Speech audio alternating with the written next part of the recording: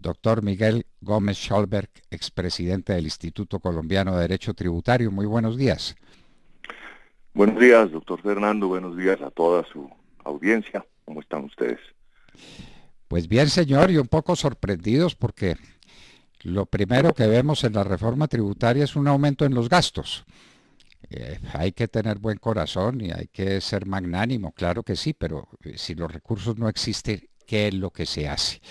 Entonces, una reforma tributaria que empieza por disponer de un aumento muy sensible, muy significativo en los gastos a cargo de la nación. Eso es sorprendente. ¿Qué otras cosas quiere señalar usted sobre esa reforma tributaria que apenas especialistas de su calidad pueden conocer y pueden comentar, doctor Gómez? Muchas gracias, doctor Fernando, por esta oportunidad. Y me parece más que pertinente que se esté permanentemente debatiendo estos temas de las reformas tributarias, porque siempre acudimos a ellas con el propósito de generar mayores recaudos, con el propósito de trasladar esos mayores recaudos, como usted bien lo dice, hacia un gasto público que en buena medida está orientado hacia el asistencialismo. Ya hemos dicho muchas veces que ese asistencialismo es nocivo, mantenerlo, prolongarlo, me parece a mí que no es una receta adecuada porque está promoviendo la pereza, la mendicidad, y lo vemos permanentemente en muchos otros países que mantienen esos grados de asistencialismo. Nosotros en Colombia, como usted bien lo sabe, mejor que cualquiera, la situación por la que atraviesa el país por razón de la pandemia. Pero es el momento precisamente para intentar medidas mucho más audaces. Lo primero es tratar de disminuir, se ha dicho insistentemente, disminuir, repito, el tamaño del Estado. Colombia tiene seguramente muchos otros países de nuestro mismo perfil, pero tienen un gasto público en altísima medida en terrenos que son perfectamente inútiles. Gastamos plata, pero por toneladas, en cuestiones innecesarias, gasto innecesario o despilfarro en un montón de temas, vías públicas, construcciones que no sirven finalmente para nada, quedan mal hechas, y todo detrás animado por una corrupción galopante. Lo decía usted hace un minuto con el tema del narcotráfico. Se formó, una comisión de expertos, como ha venido sucediendo en los últimos 50 o 60 o 70 años. Siempre hay una comisión de expertos, estudios muy interesantes, muy importantes, que recomiendan, sí, una reforma tributaria seria, pero parecen desconocer una realidad nuestra. Y lo dicen de alguna manera, pero como que simplemente lo dejan los congresistas, de que llega una reforma al Congreso, pues eso es un botín. Comienzan esas reformas a generar mayores distorsiones. Esto ya es una colcha de retazos pavorosa. No se nos olvide que primero, pues, en el gobierno de Santos se hicieron 7 reformas tributarias, 7 en los 8 años de gobierno, 7 reformas tributarias. Ahora se intentaron algunas con unas figuras interesantes, con unas figuras de estímulo relativamente interesantes, todo el tema de la economía naranja y de la media naranja y todas estas cosas a las que se le dieron una serie de gabelas que valen plata, obviamente. Se topó con el COVID, lo que obligó a tener un gasto muy importante que se hizo. Sin embargo, parecería como que las medidas no hubieran sido pensadas en función de lo que se decía por parte de los especialistas, que esto era una crisis que iba a durar todo el año 2020, como en efecto sucedió, y que aún se conserva. Razón por la cual las reformas que se vayan a intentar deberían estar temporalmente diseñadas para reanimar la economía, reanimarla, generando unas facilidades. No se nos olvide que ahora no solamente las empresas, las personas en general, están faltos de caja, no tienen los recursos para hacer pagos por concepto de impuestos porque tienen que atender primero que todo las nóminas, atender esos gastos absolutamente indispensables y muchas veces no les da para poder atender los créditos financieros y fuera de eso los pagos de impuestos que los están obligando a acudir a sí mismo al sistema financiero. Razón por la cual es necesario aliviar esa tesorería, esa caja muy importante. Hay sectores muy golpeados. Usted lo sabe mejor que yo. El sector turismo, por ejemplo, es un sector que está perfectamente agobiado y no tiene la caja para pagar todos los impuestos que tienen, a pesar de que tienen algunos tratantes preferenciales, algunos de esos en el sector hotelero, etcétera, con unas exenciones en materia de impuesto de renta, pero igual la falta de tesorería. Pero además el golpe de la crisis ha hecho que los bienes se pierdan valor. Ha habido una desvalorización importante, especialmente de muchos bienes. Entonces, pretender, por ejemplo, a través de una reforma tributaria que persigue el recaudo, se conserve, se mantenga o se incrementa el impuesto del patrimonio, pues es un despropósito a mi juicio, porque eso significaría incrementar una carga para prolongar una agonía o dilatar la recuperación económica, con lo cual el costo finalmente, el balance costo-beneficio, pues es muy alto en términos del costo, de manera que estamos otra vez un poco entrando en esa espiral de que hay que hacer un esfuerzo monumental y eso va a estimular nuevamente a que la economía informal, y más que la economía informal, las economías subterráneas y clandestinas, pues se vayan fortaleciendo y que la inversión extranjera no se acerque. La misma comisión lo advierte. Dicen, hay que hacer una reforma tributaria muy cuidadosa que sí va a perseguir unos mayores recaudos, pero eliminando una serie de beneficios. De hecho, la comisión pues se llama así, la Comisión de Expertos de Beneficios Tributarios, que recomienda una drástica disminución de todos los beneficios y estímulos que han vuelto pues tremendamente inequitativa toda esa estructura tributaria. El gobierno pues dice que va a presentar la reforma tributaria la semana entrante. Me parece a mí que han estado dando avisos un poco equívocos, están señalando cosas preocupantes que van a generar un gran debate, como el gravamen a las pensiones, que eso va a tener un contenido político muy grande. Probablemente haya una justificación de orden técnico. Está proponiendo un gravamen al patrimonio, que hoy existe, de acuerdo con la ley 2010, se mantiene ese impuesto al patrimonio referido al patrimonio el 1 de enero del año 2020, pero lo van a mantener. De manera que ahí hay un tema pues muy delicado. Luego viene todo el tema del IVA. En materia del IVA, se ha dicho hace muchísimos años que la estructura nuestra adolece de unos defectos grandes que encarecen finalmente el precio de los bienes y servicios, porque pues se van trasladando sus gravámenes hasta el consumidor final. Uno de ellos es, por ejemplo, la estructura de los bienes excluidos o de los servicios excluidos que no permiten la recuperación de los impuestos sobre las ventas repercutidos en los procesos para los costos e insumos que tiene que pagar el productor o el prestador del servicio. Entonces, esos bienes que están incorporados en esos costos y gastos se los trasladan en el precio al consumidor final.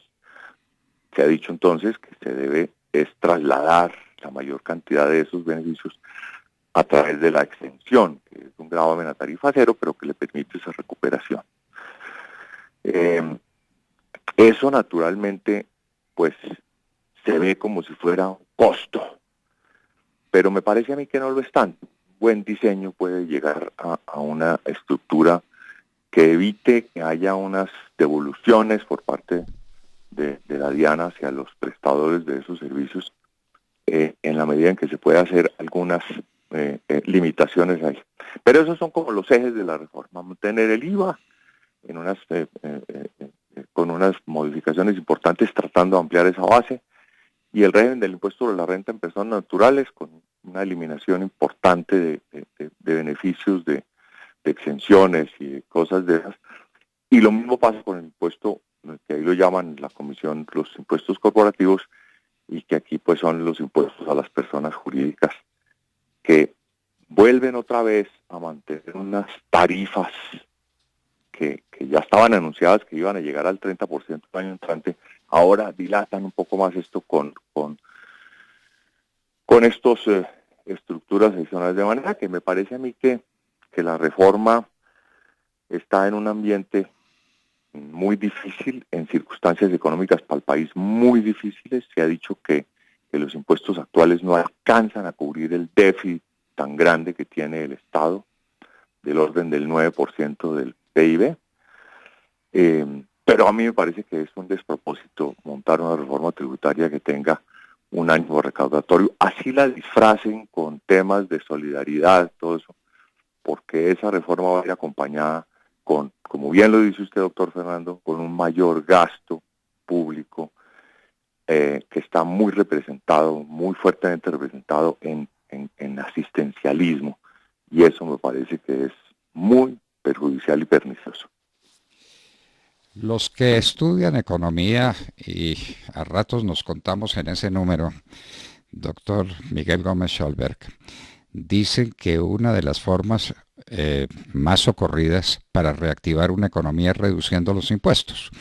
Eso genera recursos al sector privado, que es realmente el que produce, el que genera empleos, el que desarrolla una comunidad.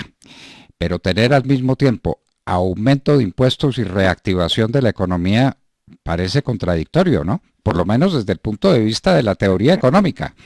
¿Cómo cuadrar esas dos cosas? Yo aumento los impuestos, pero al mismo tiempo quiero reactivar la economía. ¿Cómo?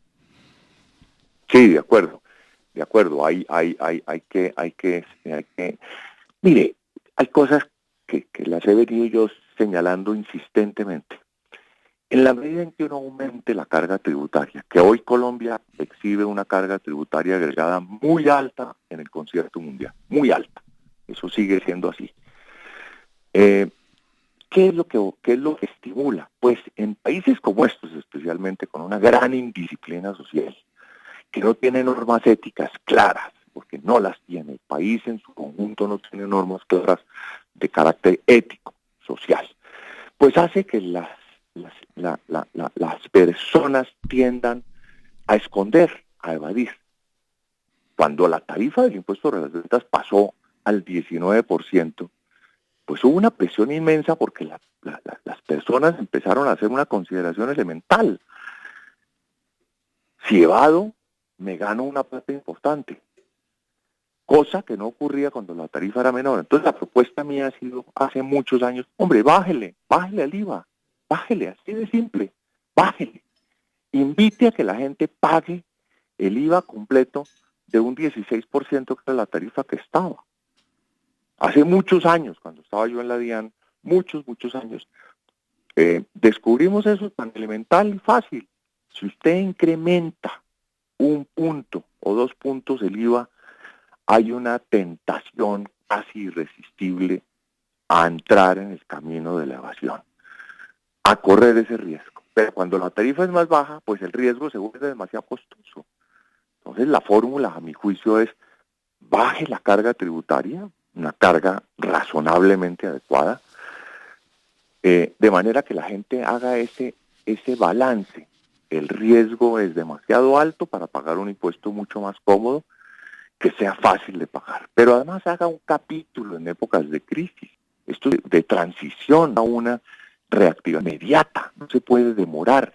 El año pasado, en las medidas de emergencia, estuvimos tomando medidas tímidas, déjeme decirlo, con el perdón y con el respeto y el cariño que le tengo yo al gobierno.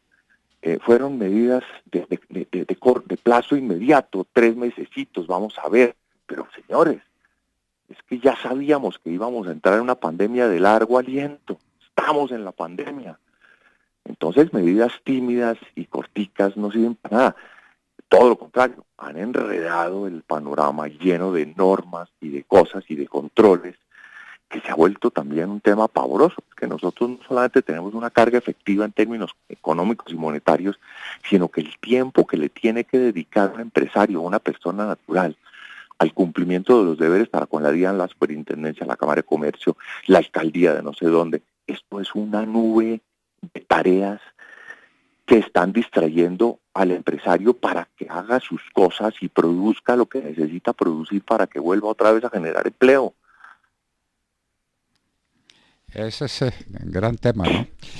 Reactivar la economía y al mismo tiempo subir los impuestos. Eso es como cuadrar el círculo. Eso es como cuadrar el círculo. Por lo menos desde el punto de vista de la teoría económica, eso es así.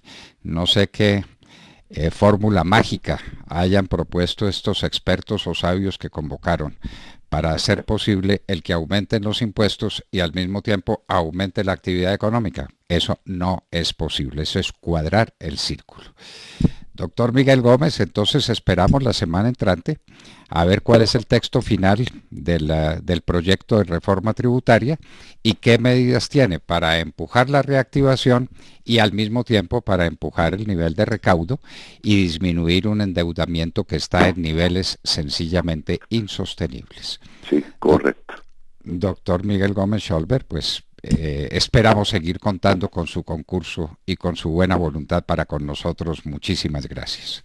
Será muy grato, doctor Fernando, comentarlo nuevamente una vez salga el proyecto de la reforma tributaria y atengámonos, porque es una vez que entra en el Congreso de la República, ahí ya es un tema donde no sabe uno qué va a salir de eso. Y ahí también hay una recomendación de la Comisión de Expertos, que es crear una comisión especial.